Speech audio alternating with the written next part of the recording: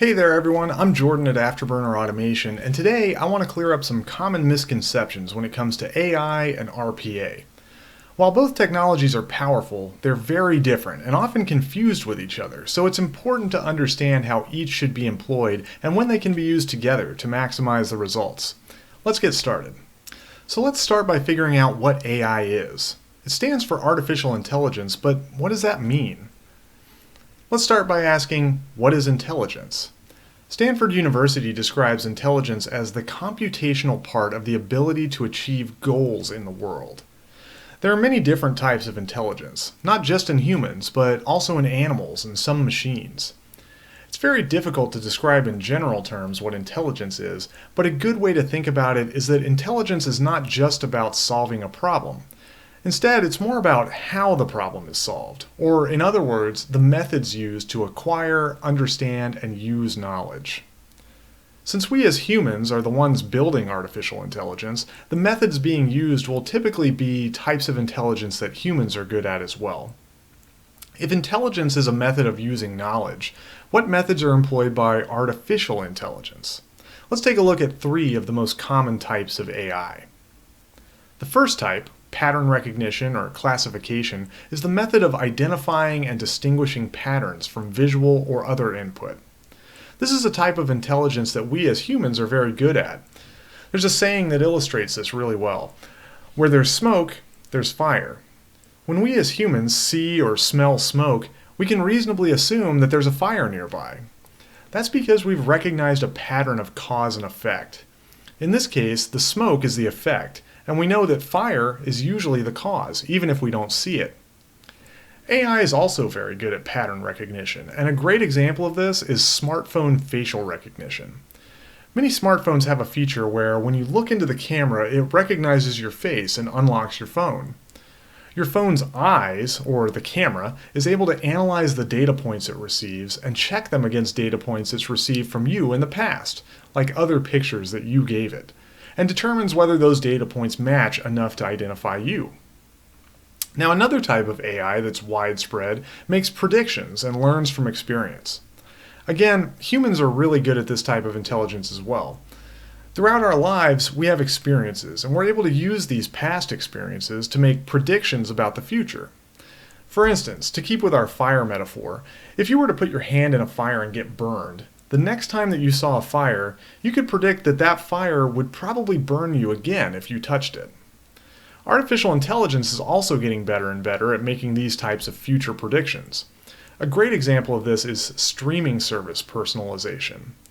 If you have Netflix or Hulu or another streaming service, you've probably seen the recommended for you section on the homepage. On Netflix, they've even included a percentage chance of how likely you are to enjoy each show. This personalization algorithm is actually a relatively simple predictive AI that analyzes your past viewing habits, along with others, to make predictions about future viewing choices. The final type of AI I want to talk about is heuristics. Heuristics are kind of like mental shortcuts that we use to make a decision. For instance, trial and error is a common heuristic technique that's not necessarily the optimal technique, but still can result in reaching our goal. With the fire example, if we want to determine what can be burned with fire, we might simply just put different objects into the fire and observe if they get burned. While this might not be the most efficient way to determine what burns and what doesn't, it will tell us if those specific objects burn. With artificial intelligence, this heuristic approach or trial and error approach is best exemplified by Deep Blue, IBM's chess-playing supercomputer that was invented in the 90s. Deep Blue functioned by analyzing the positions of the pieces on a chessboard and then running simulations of over 200 million chess moves. This trial and error approach allowed it to make a decision on the best move to make for each turn, and subsequently it was able to defeat Garry Kasparov, a Russian chess grandmaster. So now that we know what AI is, let's take a look at how AI and RPA are different. There are so many differences between AI and RPA, but because this learning track is intended to get you started with RPA, I'm only going to go over a few of them that are most relevant to learning the basics of both technologies. First, AI is data-driven, while RPA is process-driven.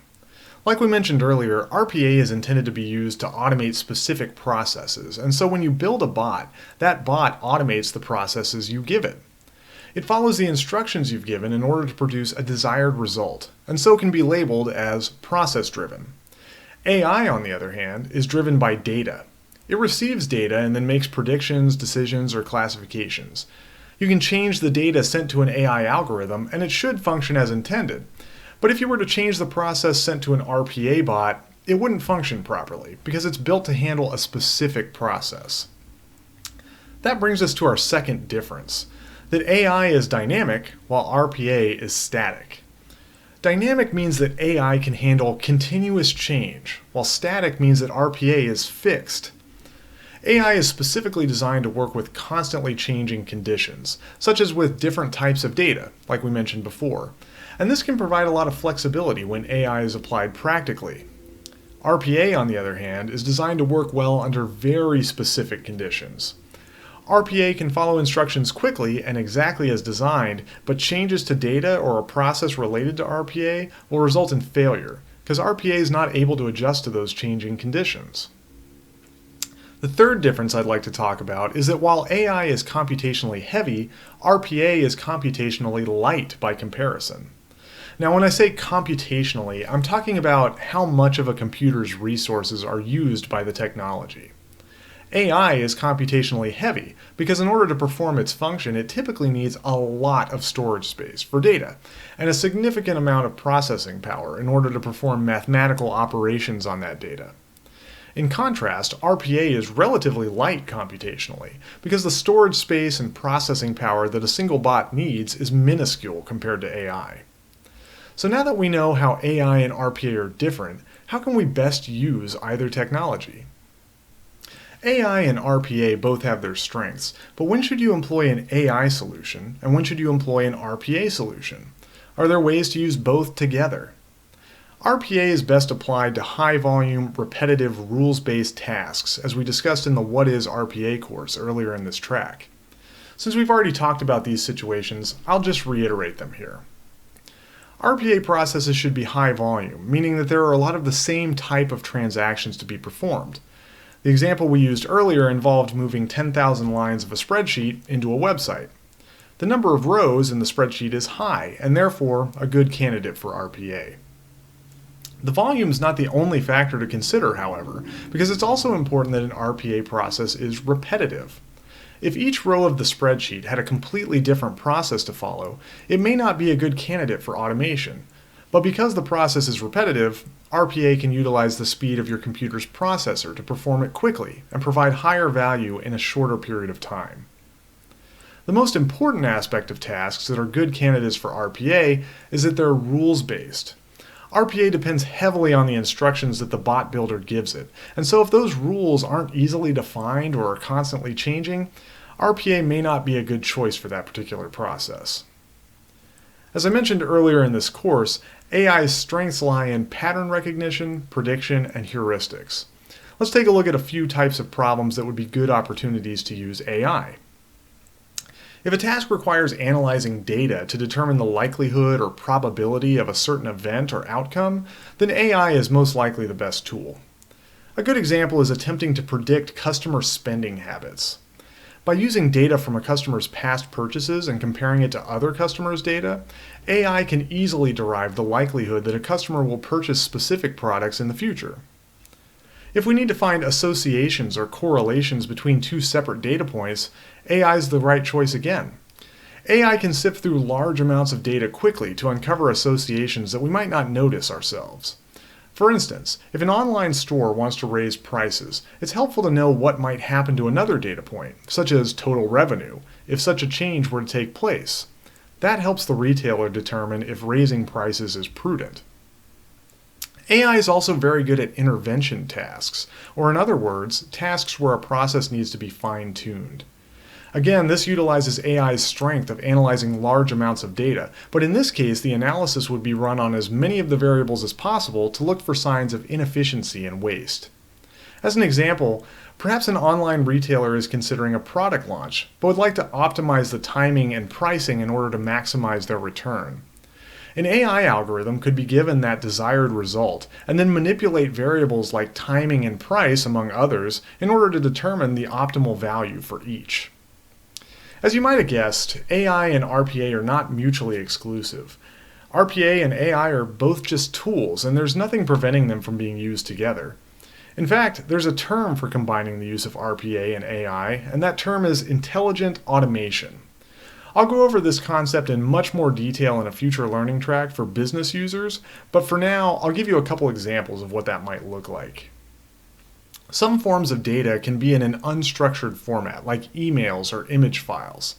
Intelligent document processing, or IDP, can use AI to recognize patterns in the document in order to extract certain data fields, at which point RPA can take that data and perform a repetitive, rules-based process with it. Process discovery is the process of identifying, outlining, and analyzing an organization's existing processes. Artificial intelligence can be used to analyze these processes, discovering associations and opportunities for optimization, and then RPA can be used for the actual improvement of those processes. Similar to IDP, cognitive capture is a form of image recognition, but as it applies to websites and web apps. AI can analyze the underlying code of a website's interface in order to derive the technical attributes of various objects. RPA then can utilize those attributes to perform rules-based actions on them, providing a significantly higher level of interaction. AI and RPA are experiencing more and more overlap as both technologies mature, and in fact, many RPA platforms are already offering IDP, process discovery, and cognitive capture tools as part of their base product, or as an add-on. And that's it. Now that you have a better understanding of AI, how it's different from RPA, and when it should be used, you'll be better prepared to turn your RPA program into an intelligent automation program in order to bolster its weaknesses. Hey everyone, thanks for watching. For more RPA training, check out the next video here, or watch everything in order right here. Subscribe to my channel for updates on new content, and become a patron to get access to personalized RPA support. But until next time, I'm Jordan at Afterburner Automation, and I hope this helps you build better bots.